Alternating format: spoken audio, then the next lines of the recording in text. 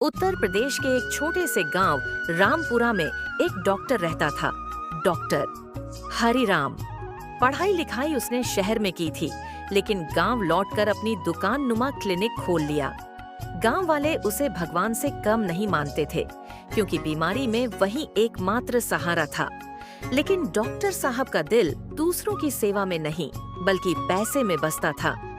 एक दिन गांव का बूढ़ा किसान रामलाल अपनी बीमार पत्नी को लेकर डॉक्टर के पास पहुंचा।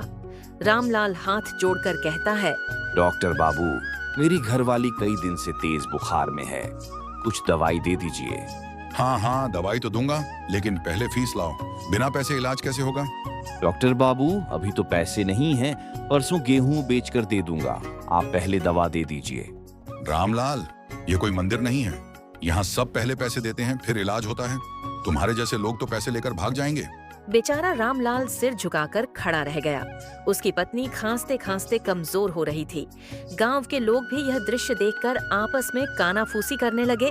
गांव वाले आपस में, देखो तो डॉक्टर बाबू को बस पैसों से मतलब है, इंसानियत तो खत्म हो गई। लेकिन कोई खुलकर कुछ नहीं बोला।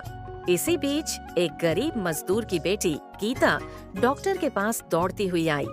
गीता ने कहा, डॉक्टर अंकल, मेरे छोटे भाई को सांस लेने में दिक्कत हो रही है, आप चलो ना जल्दी। अरे बच्ची, पहले जाकर अपने बाप से कहो कि फीस लाए। मैं बिना पैसे कहीं नहीं जाता। अंकल, पिताजी तो खेत में मजदूरी कर रहे हैं, मेरे पास पैसे नहीं है, आप चलो ना, मैं बाद में पैसे दिलवा दूंगी। नहीं मतलब नहीं, मुझे काम करना है, खेल नहीं। चलो हटो यहाँ से। गीता आंसू पोंछते हुए भाग गई। गांव वालों ने देखा, लेकिन डर के मारे कोई डॉक्टर से भिड़ा नहीं। उसी रात डॉक्टर हरिराम के घर में अजीब घटनाएं होने लगीं। सबसे पहले उसकी अलमारी में रखे पैसे अपने आप बिखर गए। सुबह उठकर देखा तो नोट फटे हुए पड़े थे। रात में जब वह सोने जाता, उसे किसी बच्चे के रोने की आवाज सुनाई देती। डॉ हरिराम डरते हुए बड़बड़ाया, ये क्या हो रहा है? कहीं ये गीता के भाई की आत्मा तो नहीं? उसकी नींद उड़ गई। धीरे धीरे उसका मन घबराने लगा। अगले दिन सुबह गीता का भाई मर गया। पूरी बस्ती में शोक छा गया। गीता रोते हुए डॉक्टर के दरवाजे पर आई।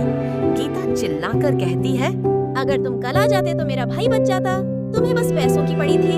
गांव वाले भी इकट्ठा हो गए। रामू ने कहा, सच कह रही है बच्ची, इंसानियत से बड़ा कोई धर्म नहीं। राहुल ने कहा, डॉक्टर होकर भी यह इंसानियत भूल गया, वैसे ही भगवान हो गए इसके लिए। लोगों की भीड़ डॉक्टर के दरवाजे पर जुट गई। डॉक्टर चुपचाप सिर झुकाए बैठा रहा। उस रात डॉक्टर ने सपना देखा। सपने में वही बच्चा आया जिसकी मौत हो गई थी। बच्चा ने कहा, डॉक्टर अंकल, आप तो पढ़े लिखे हो, लोग आपको भगवान मानते हैं, लेकिन आपने मुझे पैसे के लिए मरने दिया। अगर आप आ जाते तो मैं बच जाता। अगली सुबह डॉक्टर गांव की चौपाल पर पहुंचा। डॉ हरिराम ने कहा, गाँव वालों, मैं अब तक गलत था।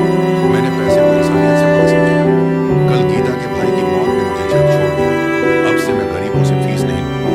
जिनके पास पैसे हो वे दें, जिनके पास न हो वे दुआ दें।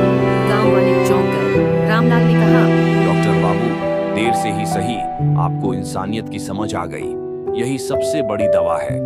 धीरे धीरे डॉक्टर हरिराम सचमुच बदल गया।